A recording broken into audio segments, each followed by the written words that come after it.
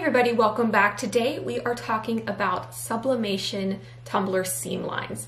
So if you have made sublimation tumblers, you know that when you're making them, one of the biggest frustrations you can have is those nasty seam lines that you get when your paper meets up, and especially with dark designs, I have found that it's particularly challenging to avoid things like this.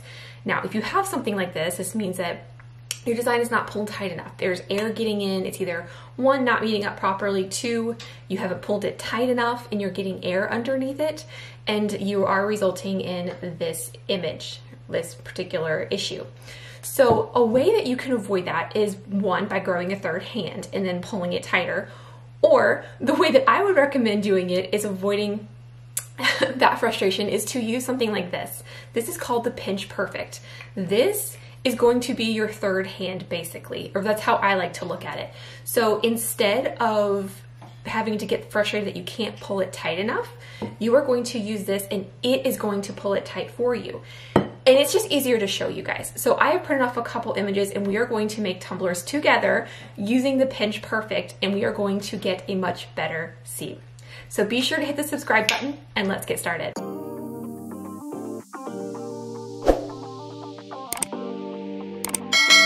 So what I'm going to do first is I'm going to take the image and I'm going to trim the white or excess image off the bottom here. And then I'm also going to trim one side completely as well. For the time being, I'm going to also leave the white at the top. I will take a little off, but that'll be the part that overlaps, but I want to leave a little. So I'll show you exactly what I mean as we do it. So let's go ahead and cut this together. So wherever is the bottom of your image, you're going to cut that completely off. All right, so now the bottom is ready. So we're gonna go ahead and we are going to cut one of the sides completely trimmed. Okay, so here you can see we have the side completely trimmed and we have the bottom completely trimmed.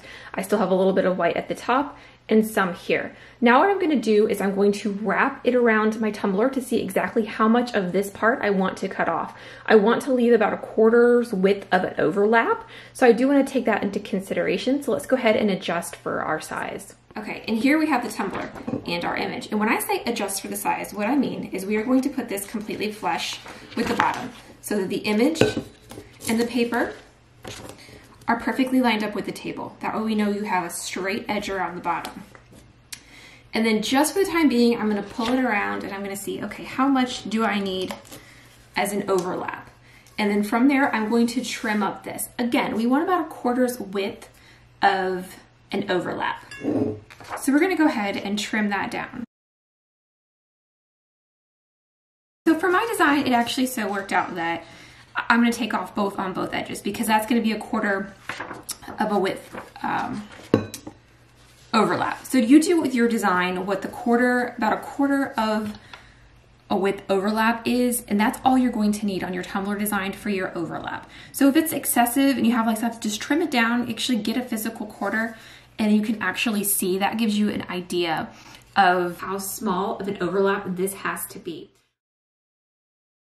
Once you have everything trimmed up, we're going to go ahead and move on to the next part. I do want to note real quick here that I am leaving the white section on top of my image. The next part is going to be to take our Pinch Perfect, and we are going to turn it over, and we are going to take this edge here. So as you can see, this is an up close look of the Pinch Perfect. And we are going to use this device to tell us exactly how far away we want to pinch with. So to do that, we're going to lay it down like this, lining it up right to the edge, and we are going to make a mark. Okay, so you can see my pencil mark there, so that when I lift it, I have this set. Doesn't have to be a crazy mark, just something to indicate where we are going to pinch. Alrighty guys, so now that you have your design marked with your pencil to where the Pinch Perfect should be, the next step is to put it flat on the table. Again, we're making the paper flat with the table, so we know that that's going to be the perfect bottom that we need. I still do have my overlap on the top, and that is fine. So what I'm going to do now is I'm going to take the Pinch Perfect, I'm going to open it up, super easy to do, and I'm going to use this pencil mark, as if you can see it here still. This is going to be my guide. So this is going to come and it's going to wrap at that same point. I'm going to hold that tight, and then I'm going to let the Pinch Perfect do the rest for me. As you can see, it pinches it super tight. Get my arm out of the way so you guys can see. Look how tight that pinches it. And this is gonna create the air, like the lack of air bubbles. And that's what you need to avoid those seams. So holding this tight together, like that's all I have to do. I just have to pinch that. And that's amazing that I don't have to have an extra hand to be able to pull that tight. So I'm gonna take my heat press tape and I'm going to tape either side now to get that good and tight.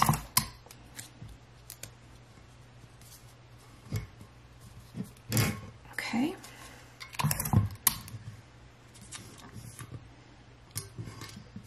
Okay, I'm gonna press that down really well. And now once we've done that, I can release that pinch perfect and take it from there. So I'm gonna add an extra little piece where the pinch perfect was, and then I'm gonna run my finger all along all of this just to make sure it's good and tight.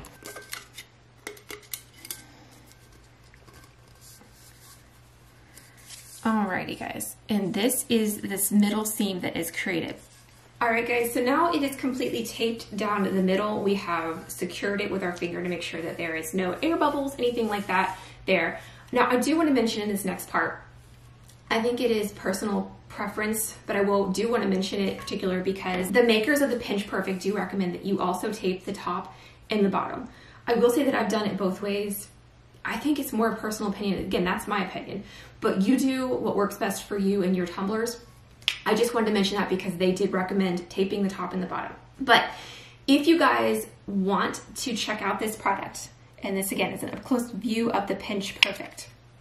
If you guys want to check this out, I will link their website down below. They are normally $18.95 for a Pinch Perfect, but if you go to their website link down below and you use the code AmyCreates, you will get 15% off your Pinch Perfect. And you guys, we're coming up on fall season, we're coming up on crafts, so we're gonna be making tumblers to sell, hopefully at fall and Christmas craft shows to give away as gifts. And this is gonna make your life a lot easier. So please be sure to check it out if you make a lot of tumblers and you are frustrated with needing to pull it tighter to try to reduce those seam lines. Now when I do my tumblers, I do them for 370 at 70 seconds, flip it over, and I do it again at 70 seconds, again on the other side. Now, my little thing that I do as well is I start with the tape line up. And then when the 70 seconds is over, I rotate it again. I'm not sure if you can tell, that's my seam right here where I taped. I start with that seam line up because, to be completely honest with you, I'm very forgetful. And sometimes I'm like, oh, it beeped. Do I need to rotate it or do I need to just take it out of the tumbler? And I have actually taken it out of the tumbler before and ruined a tumbler because I was supposed to rotate it and not take it out yet. So I started just doing the tape as the first seam side to go up, and that way I know if it beeps and I still see tape, I need to rotate it. If I don't see tape, then I know it's safe to take out. So that's just my little way of trying to reduce some tumbler errors. But whew, it is hot, but it is done.